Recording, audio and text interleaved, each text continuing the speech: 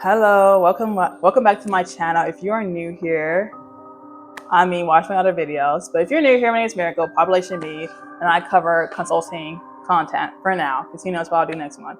But if you have seen my last video, which is located somewhere around here, it was about the McKinsey consulting infiltration of the opioid crisis, which was as surprising as it was for you. It was surprising for me to even do the research on it because it is still happening. And even though I don't know anyone who was specifically affected by the opioid crisis, I've seen plenty of videos about it in school. So it's like, oh my God, to know all that information and to know that a big consulting company that's still active to this day was able to get away with it and just say, I'm sorry for it's just a little crazy. But I am here back, like I told you guys I will be, for another case study. And guess who the consulting company is for this one? If you said McKinsey again, you are correct. And that is not on purpose. I actively was looking online to know what consulting companies were doing horrendous stuff, stuff that I can say on YouTube. And McKinsey is the biggest one, as I already said. They're one of the big four, and they had their little grubby fingers and everything bad, I guess.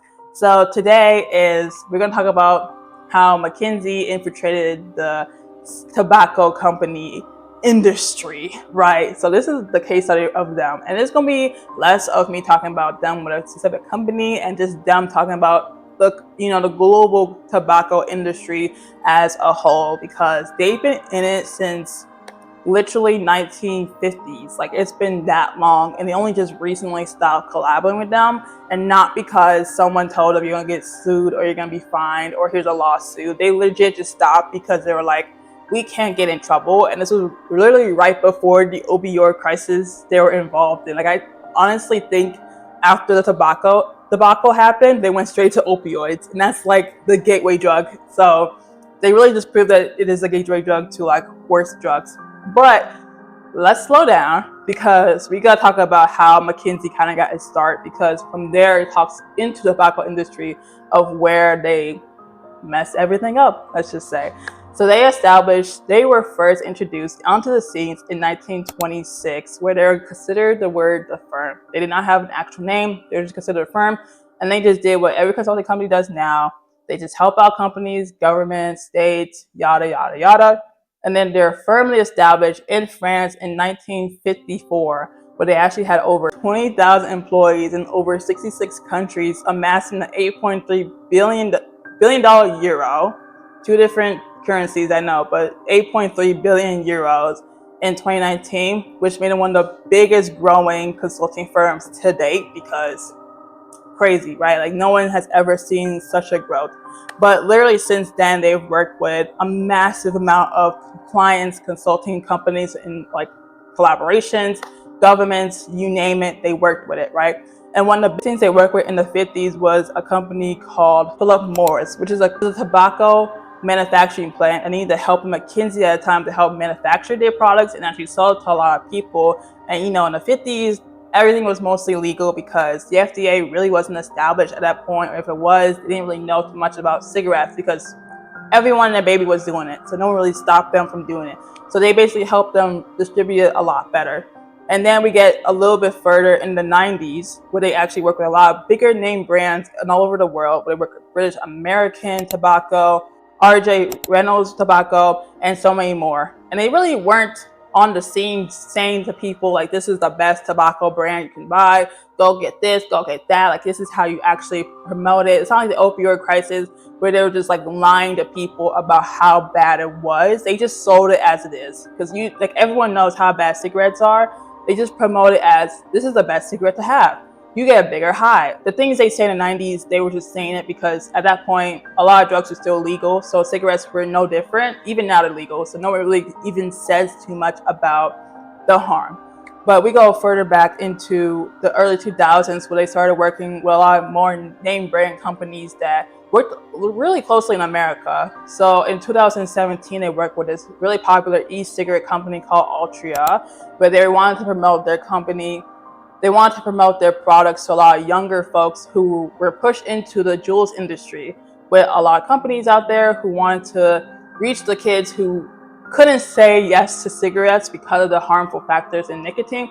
but could say yes to JUUL because they were being marketed as less addicting and less harmful to kids because they wouldn't like affect your lungs and your breathing, which isn't true. Do your research. Has the same amount of nicotine as cigarettes. Maybe the filtration's a little bit better, but it's the same exact thing. But with Altria, it didn't work out because at that point it was already too late for a lot of these companies, and they extended the collaboration with e-cigarettes in general, but mainly Altria. But when it goes to JUUL's, they had their huge pause in there because around that time, JUUL's was making a really big comeback in 2013, where it was being pushed a lot more for specifically the youth. They did their own clinical trial study for 13 to 21-year-olds to literally figure out their favorite flavor so they could put it into JUUL packs.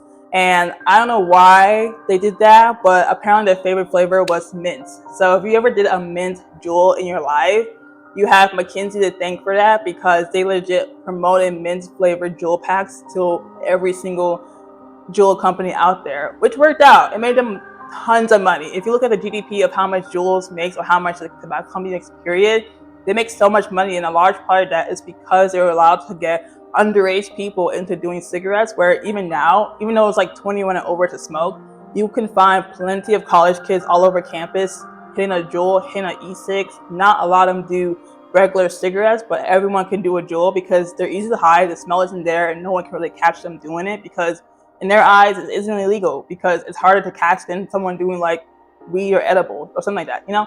So around that time, they were also working with the FDA. If you remember from my last video in the case study with opioid crisis, I said they're working with the FDA a lot within their regulations of pharmaceutical companies and just drug and administration, right?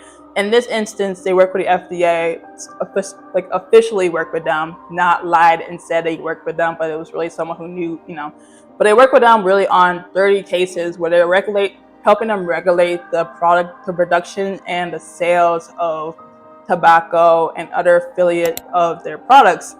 In retrospect, that wasn't the smartest thing to do because in later years, when it came out that McKinsey was working with the FDA while working with other JUULs and cigarettes, e-cigarette companies, many FDA workers even came out and said they had no idea that they had a non-competition law with them because you're working with the FDA to tell them like you're not supposed to sell or regulate, like you're not supposed to like just sell cigarettes to kids, and yet you're working with JUUL's on the side telling them like, hey, here's the best way to sell to kids. Like it was illegal because they legit were playing two sides of the field and no one told them no. But they didn't get in trouble because in their words, officially, they said they didn't help AFDA regulate any specific products. They just told them what to do in all branches of the corporations. Like this is how you regulate cigarettes. This is how you regulate JUUL. This is how you regulate e-cigs. This is how you do it so that they don't get like in trouble, or this is how you catch them if they're selling it to minors. And things like that. While literally behind the doors, they were telling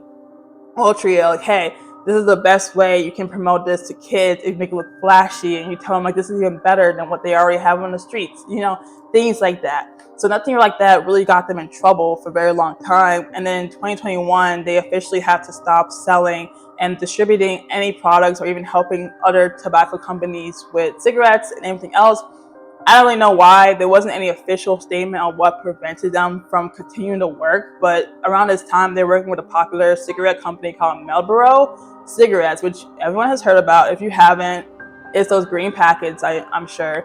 And around this time, they actually helped them create a smartphone app that promoted more people to come on to the website and also push more younger people specifically to buy more cigarettes. So I don't know why they stopped officially, but I can make some guesses into what made them go into that route and just tell themselves we should not be in the business of cigarettes. But at the same time, right after 2021, they were literally deep end into Purdue Pharma, working with them with Oxycontin and the opioid crisis. So I'm only guessing here that it has something to do with the connection between cigarettes being great and then opioids being even better and making them more money. But essentially, when they worked throughout this whole time with the cigarette companies, even though they did end in 2021 on their own volition, no one stopped them. They then amassed almost $100 million from 2017 to literally 2020 just from McKinsey alone. And they made like $40 million of that from like specific countries just for helping them produce more cigarettes and even selling to their customers. So all in all, they made a sweet $200 million just off of this. And then even helping the FDA, they made over $83 million just to assist them with regulating the cigarettes that they were telling other people how to get around. So it was a very big contract. It was a very big contradiction because you're helping them, tell them how to regulate it, and you're going against the door and telling these companies this is how you get around it because we told them what to do.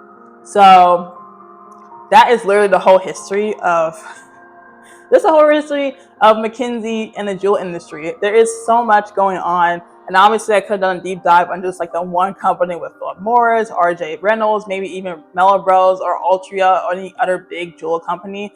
But it all ends with the same story. They just help them sell it, help them produce it, help it market it to a lot of people, and later on help it market to a lot of younger people because we all know that one person who never puts down a JUUL. So we can thank McKinsey for that. And no, this is not a dig on McKinsey. I don't choose them purposefully because I don't like them or I hate them or I work for them, nothing like that. I honestly just see them online and they are the biggest one, so they have the biggest problems. But I think in the terms of this one being different from like the opioid crisis, because Oxycontin is illegal, right? 100% illegal. But in this one, it's not illegal to sell, it's not illegal to sell cigarettes. It's not illegal to even be a part of it. I even told you guys in my last video that my last internship that was not McKinsey, I'll tell you that right now, was not McKinsey.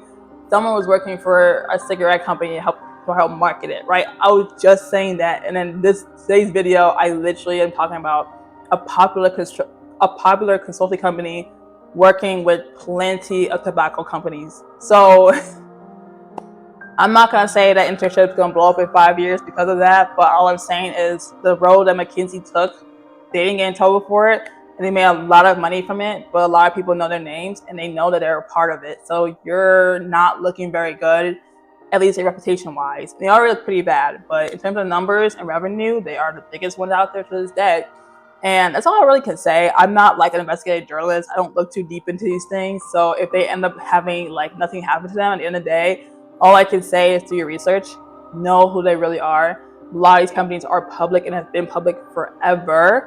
So if you ever work for these companies, and if you choose to, that's great. If you don't want to, that's great. I don't care.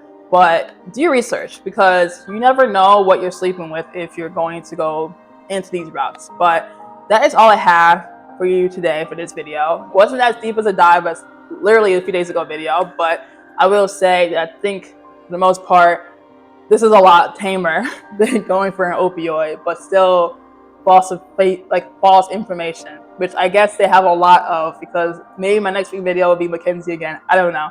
But I will thank you guys for watching so much. Remember to like, share, subscribe in the comments below. Let me know what cases you know so that I don't stick on this one trend of choosing one company that we all keep talking about every time. And maybe I'll do a video about it because this is interesting, but also making me look like I'm going against someone, which I'm not, I swear. But I will see you guys next week in my new video. Bye-bye.